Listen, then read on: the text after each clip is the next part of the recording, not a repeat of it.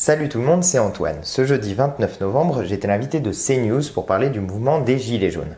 Alors sur le plateau, il y avait notamment le député LREM Sylvain Maillard et qui a raconté un grand nombre de bêtises et sur lesquelles au fur et à mesure sur le plateau j'essayais de répondre et sur lesquelles j'essayais de rebondir pour rétablir la vérité. Malheureusement, comme souvent sur ces plateaux télé, dès qu'il y a deux personnes qui parlent ensemble, ça devient assez rapidement inaudible et du coup, si vous voulez savoir vraiment en détail ce que je pense de ce mouvement des Gilets jaunes, je vous renvoie vers une vidéo que j'ai publiée sur ma chaîne et sur laquelle, comme c'est une vidéo que j'ai réalisée tranquillement, posément, vous pouvez avoir l'ensemble des arguments que je voulais développer ou que je souhaite développer en général quand je vais sur un plateau télé sur la question du mouvement des Gilets jaunes. Au moment où je tourne cette vidéo, on est à quelques heures de la manifestation du 1er décembre sur les Champs-Élysées, donc on va voir ce qui va se passer lors de cette manifestation, j'y serai. Mais en attendant, je vous laisse regarder cette vidéo et puis je vous retrouve à la fin. Avec Mathilde Androuet, bonsoir. Bonsoir. Vous êtes avec nous, vous êtes conseillère régionale Rassemblement National d'Île-de-France. Sylvain Maillard, bonsoir. Bonsoir. Député de la République En Marche de Paris. Antoine Léaumont, merci d'être avec nous. Vous êtes Bonsoir. responsable de la communication digitale, de la formation, du mouvement, bien sûr, des Insoumis. Et puis nous sommes avec Tarsil. Bonsoir à vous, vous êtes Gilet jaune et vous êtes ancien directeur commercial et que vous êtes maintenant au chômage. On va écouter un désormais ex-porte-parole des Gilets jaunes. Il s'appelle Éric Drouet et il nous dit justement pourquoi il a décidé de refuser la main tendue par le Premier ministre. Écoutez. Pour moi, la suite du mouvement, de toute façon, je pense à titre personnel, c'est vraiment que mon avis à moi, que de toute façon, on doit accepter aucun rendez-vous tant que aucun début de mesure sérieuse ne sera annoncé à la télé. Merci au Premier ministre, merci au président de nous motiver encore plus pour samedi. Franchement, on ne pouvait pas faire mieux comme motivation. Bonsoir Tarsil, je rappelle que vous êtes à Couadipre, ça se trouve près de Dunkerque dans le Nord. Merci d'être avec nous en direct grâce à l'aide de Kinsey, notre envoyé spécial. Quel est votre sentiment? Est-ce que vous comprenez justement la position d'Éric Drouet ce soir? Non, moi je comprends pas aujourd'hui. Ils cherchent à faire la forte tête. Pourquoi? Ça sert à rien. Aujourd'hui, au plus ils vont vouloir faire la forte tête, au plus on va sévir. Et à un moment donné, ils vont devoir lâcher du lest. C'est obligatoire. Alors je parlais de la position d'Éric Drouet qui était... Je vois pas pourquoi il s'entête. Vous l'avez pas bien vu, mais je pense à Éric Drouet qui est désormais l'ex-porte-parole, l'un des ex-porte-parole du mouvement des Gilets jaunes et qui refuse d'aller voir demain à 14h le Premier ministre. Est-ce que vous comprenez la position de cet ex-porte-parole des Gilets jaunes? Oui, parce que pourquoi c'est encore nous qui va faire un premier pas? Non, on n'a pas accepté pour l'instant d'être entendu. Quand ils viendront aux négociations, oui, on va. Mais là, pour l'instant, ils ne viennent pas aux négociations. Donc il a tout à fait raison. Qu'attendez-vous demain de cette réunion avec le Premier ministre à 14h? J'attends rien, j'attends rien parce que je n'y crois pas. Aux gens des Gilets jaunes qui vont demain, ça va encore être des corrompus, ça va encore être des gens qui sont de la politique ou ceci ou cela. Aujourd'hui, si on veut voir des gens qui vont voir le Premier ministre, moi je dis, on fait le tour des points, on prend une personne au hasard, d'accord, et on va voir le Premier ministre tous ensemble, donc sur une personne de tous les points. Là, d'accord, moi je suis d'accord. Mais là, les personnes, on ne sait pas qui, on ne sait pas comment ils ont été sélectionnés, on ne sait rien. Et ces gens-là se disent, on est des porte-parole des Gilets jaunes. Moi, je veux bien, mais ça ne me plaît pas. Vous soulevez clairement le problème de représentativité au sein des Gilets jaunes. Sylvain Maillard, cette réunion va servir à quoi? D'abord, moi je trouve que c'est toujours bien qu'il puisse y avoir une discussion, qu'il puisse y avoir un échange entre des Gilets jaunes. Alors j'entends bien ce que dit monsieur et c'est aussi la difficulté à laquelle nous sommes confrontés, c'est-à-dire qui représente les Gilets jaunes, parce qu'à un moment il faut discuter. Le gouvernement cherche désespérément des représentants. Bien sûr, et de la nature même du mouvement, qui est un mouvement quand même spontané, qui s'organise sur les réseaux sociaux. Évidemment qu'il est compliqué de faire sortir des porte-paroles ou une expression collective qui serait...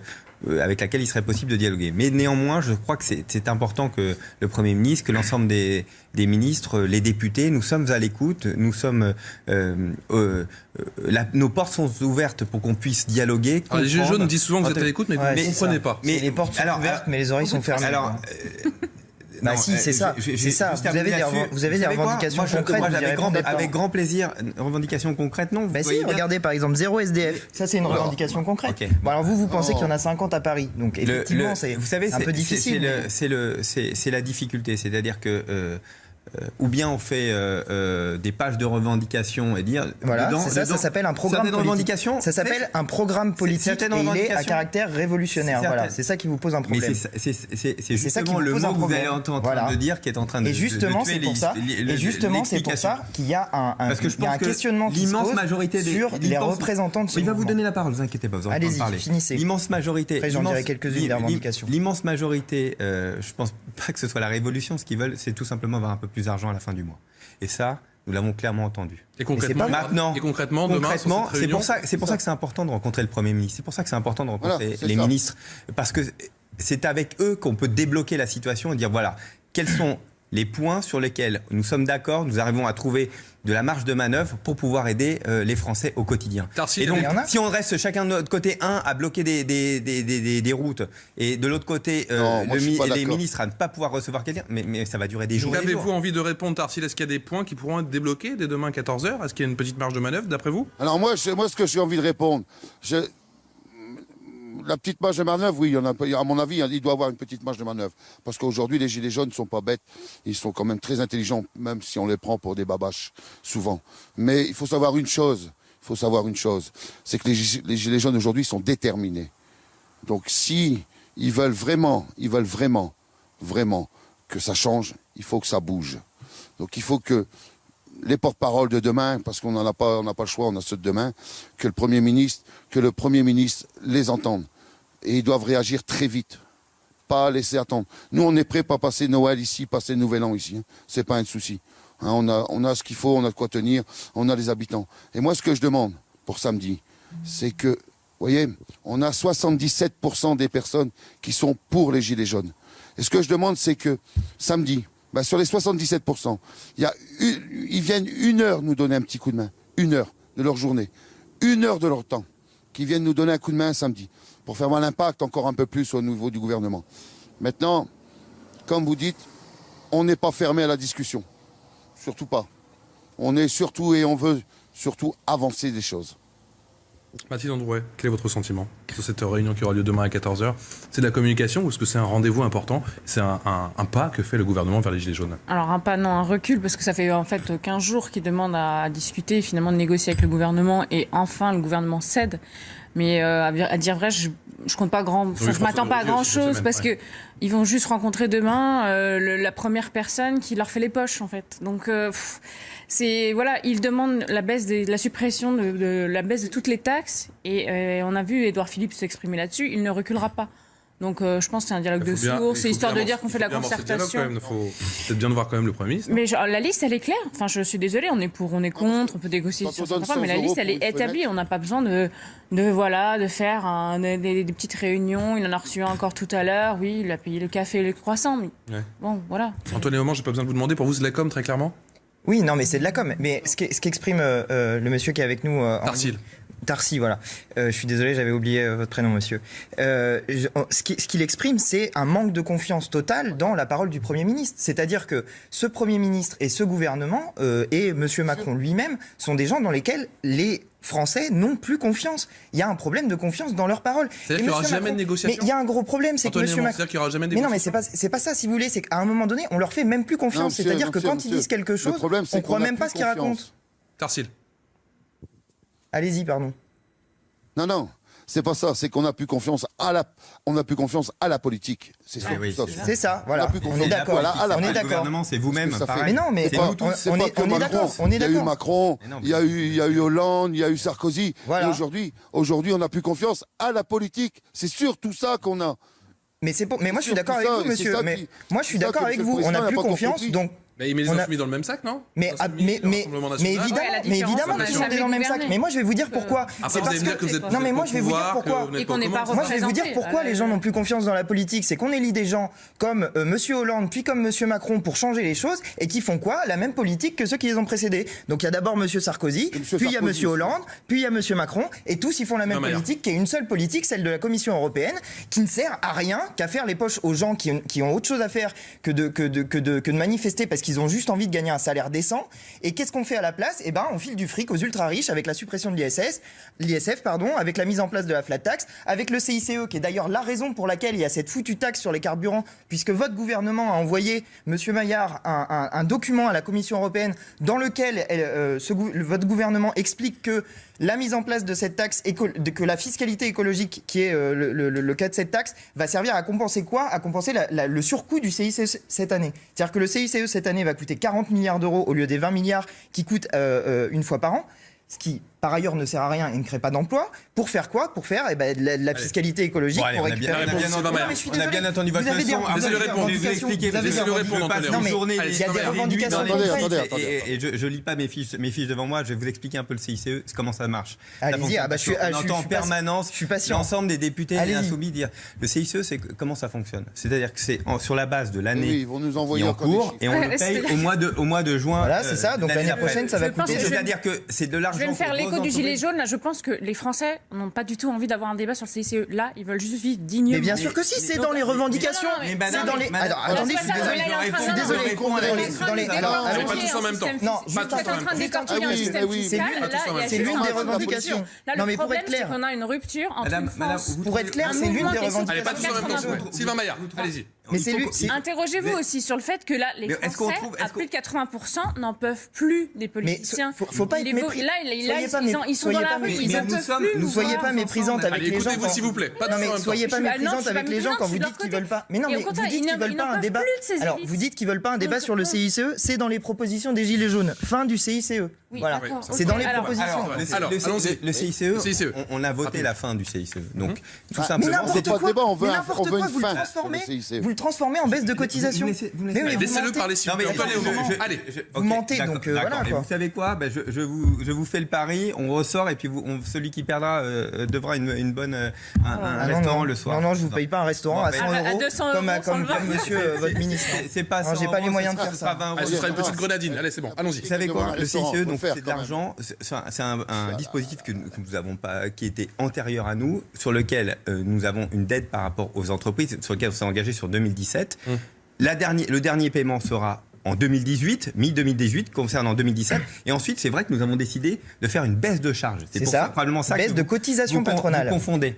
Une baisse de charge. De cotisation patronale. Qu'est-ce qui va permettre? De cotisation patronale. Vous avez tout à fait raison. De 6 points. Oui. Pourquoi? Ça coûte 20 milliards quand même.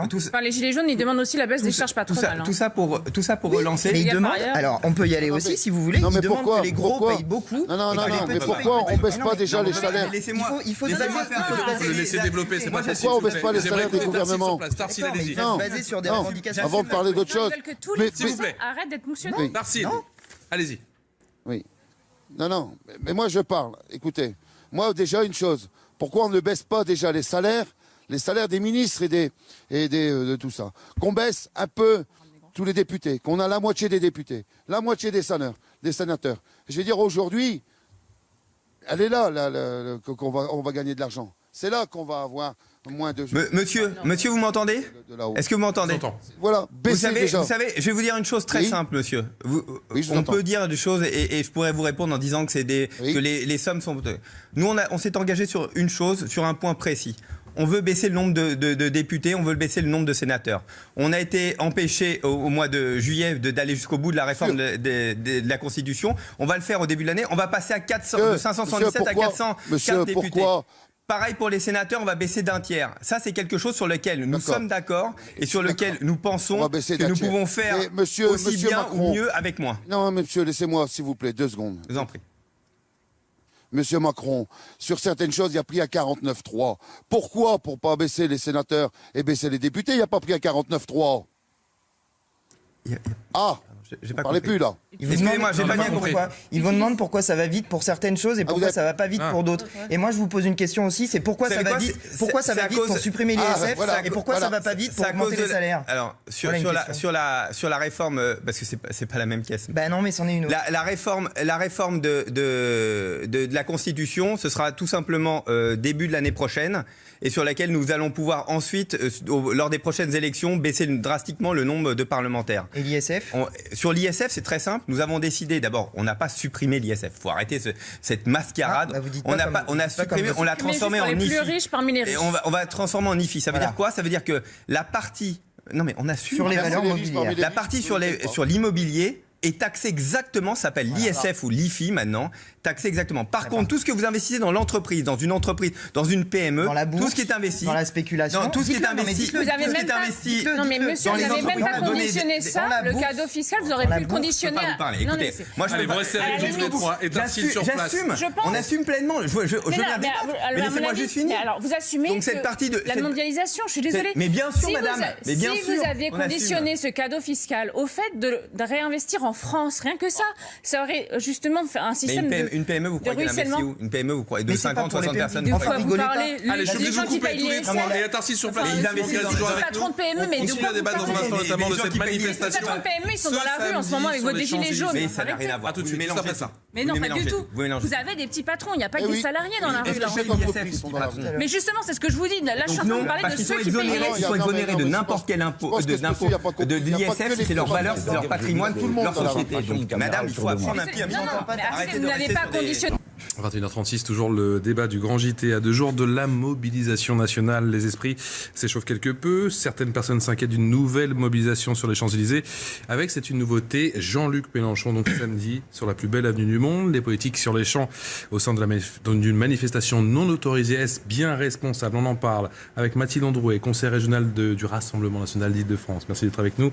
Sylvain Maillard, député de la République En Marche de Paris. Et Antoine Léaumont, responsable de la communication digitale des Insoumis. Puis on est toujours, regardez, près de Dunkerque avec Tarsil, notre gilet jaune, ancien directeur commercial qui est au chômage. On va écouter le leader de la France Insoumise, c'était ce matin.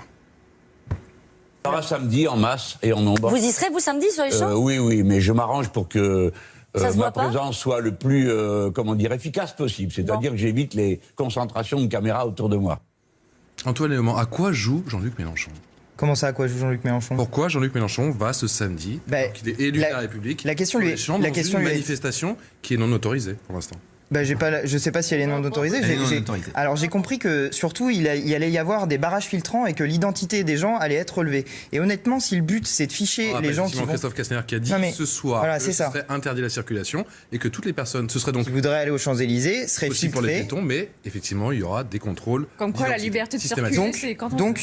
Donc le gouvernement veut relever les identités des gens qui se rendent sur les Champs-Élysées, donc potentiellement aussi des gens qui se rendent sur les Champs-Élysées pour manifester. Du coup, on comprend mal à quoi ça sert. Si ce n'est étonnant au vu des débordements qu'on a vu la semaine dernière ou pas, samedi dernier? Non mais c'est pas ça, mais c'est qu'au bout d'un moment ça pose la question du droit de manifester dans notre pays. Pourquoi le gouvernement, je suis désolé, les gens disent qu'ils veulent se rendre sur les Champs-Élysées, donc de toute évidence il va y avoir des gens qui vont vouloir essayer d'aller sur les Champs-Élysées pour manifester. À quoi ça sert, à part à provoquer des tensions délibérément, de filtrer avec un relevé d'identité des gens, c'est-à-dire en gros un fichage des gens qui sont des opposants à Emmanuel Macron? Toujours pas répondu à ma question. La seule question élu la République, la seule question qui intéresse les gens samedi sur les Champs-Élysées. Moi, c'est la question qui m'intéresse, Antoine Léaumont. Je vous assure, ça m'a un petit peu étonné pour tout vous dire. Mais non, mais les gens ont décidé d'aller manifester aux Champs-Élysées. Moi, je trouve que c'est la place des gens qui ont envie de montrer leur opposition à Emmanuel Macron d'y aller. Il avait l'air un petit peu réticent la semaine dernière et cette fois-ci, c'est bon.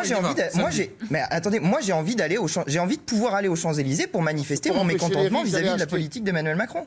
Pardon? Tarsil, près de Dunkerque. On vous écoute. Eh oui. Oui, non, mais monsieur, il interdit les gens sur les Champs-Élysées parce que les grosses fortunes vont sur les Champs-Élysées pour aller se dépenser. Donc c'est surtout pour ça. C'est un manque à gagner sur les Champs-Élysées. Quel est votre sentiment, justement, le fait que certains politiques... Monsieur Tarsil, monsieur, je suis désolé de dire, je suis absolument pas d'accord avec vous. Vous savez, moi, je suis élu de la première circonscription de Paris, entre autres les Champs-Élysées, mais il n'y a pas que les Champs-Élysées. Vous savez, hier, la semaine dernière, les Champs-Élysées ont été totalement vandalisés. Tout a été cassé fracassé. J'étais en fin de manifestation à 19h parce que même un élu de la République, de la majorité ne peut pas se rendre, sinon il faut qu'on soit entouré de policiers. Et on n'a pas envie que ce soit... C'est un endroit qui n'est pas fait pour les manifestations et tout a été cassé dessus. Est-ce qu'on veut que toutes les semaines, tout soit cassé? C'est ça? Nous, on ne veut pas. On pense qu'il y a plein d'endroits dans Paris où on peut manifester très librement. Et on souhaite que ce soit dans un autre endroit qui protège et les manifestants et les autres. Non mais il peut pas dire, vous ne pouvez pas dire, monsieur Maillard, que c'est pas un endroit pour manifester, alors que vous avez organisé la remontée de la Coupe du Monde aux Champs-Élysées. Enfin, je suis désolé. Et c'est là où vont les gens quand ils ont de la joie. Ce n'est pas tout à fait le même style de manifestation. Mais non, mais enfin, vous dites que c'est pas adapté pour manifester, c'est faux. Voilà. Ça n'a jamais été fait, il n'y a pas de manifestation. Ça dépend si on a envie d'assurer la sécurité des gens et des biens ou pas. Alors Tarsil, allez-y. Vous avez envie de provoquer du bazar. Non, je crois que vous n'avez pas besoin de nous pour provoquer du bazar. Moi, je vais parler, s'il vous plaît. Moi, je vous ai écouté. Parce que là, d'accord. Mais vous avez... Alors, vous parlez des gilets jaunes qui ont cassé, qui ont ceci. C'est une minorité de personnes qui ont cassé, qui ont démoli les Champs-Élysées. D'accord? Ça a été reconnu, c'est des casseurs. D'accord? Mais par contre, j'ai pas vu dans les journaux, j'ai pas vu dans là, que les gilets jaunes ont donné un coup de main pour débarrasser les terrasses.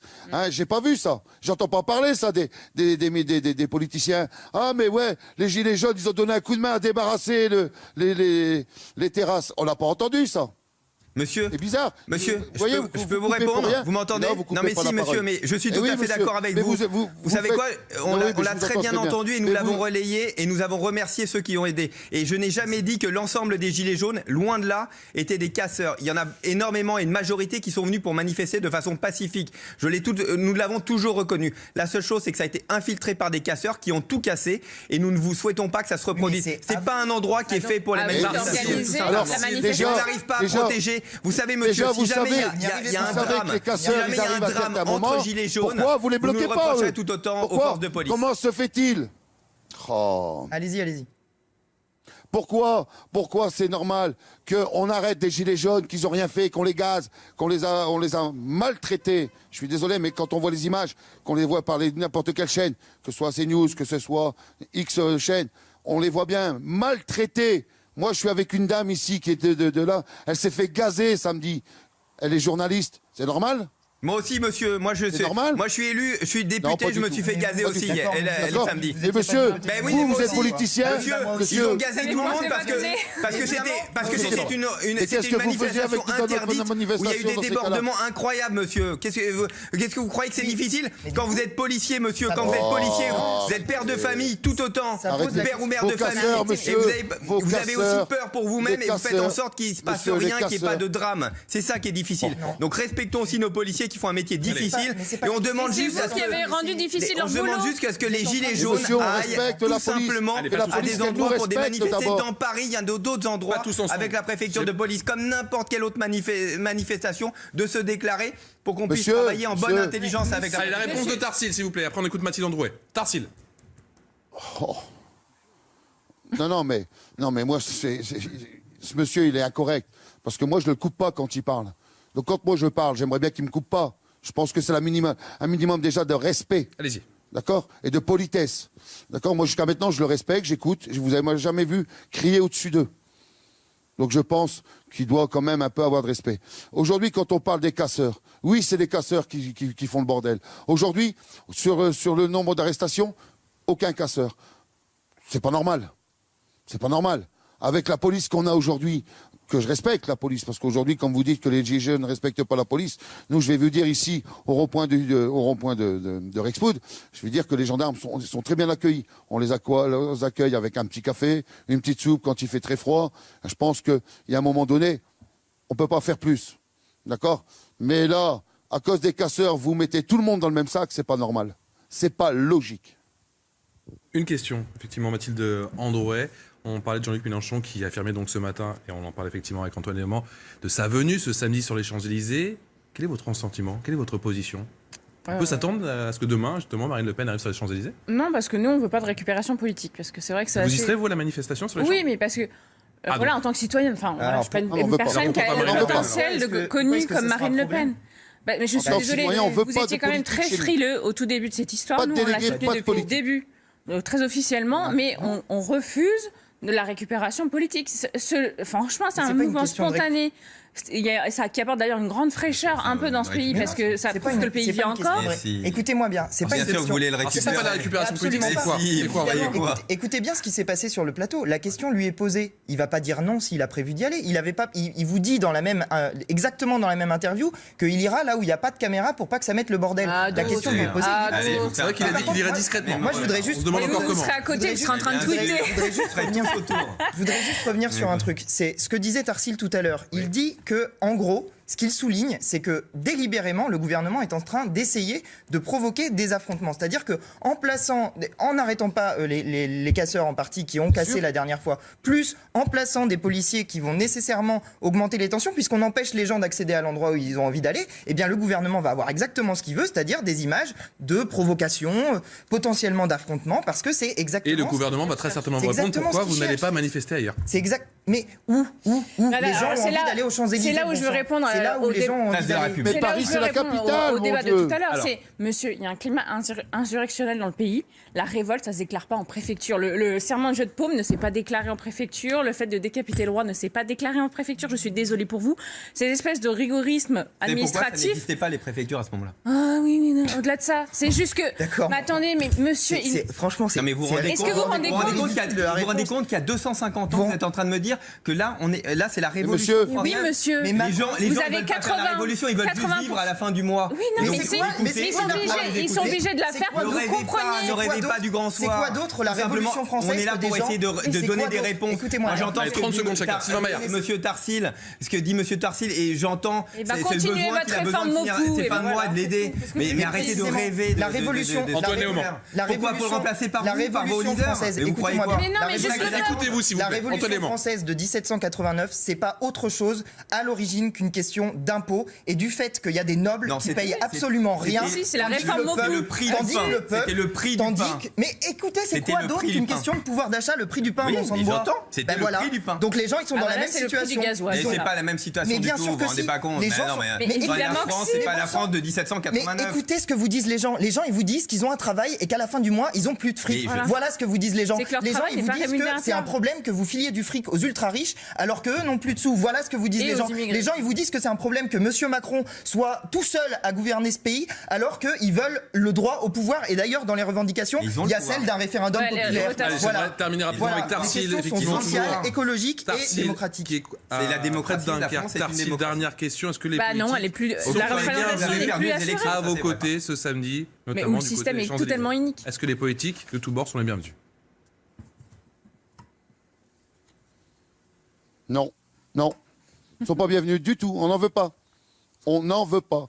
On a bien dit, on ne veut pas de politiciens, on ne veut pas de syndicats, on n'en veut pas. On veut des citoyens. Mais si les gens qui ont un engagement politique vont manifester en tant que citoyens, est-ce que ça vous va ou pas? Parce que moi, je suis un citoyen et j'ai envie de pouvoir manifester aux Champs-Élysées, même si j'ai un engagement politique. Pas mal.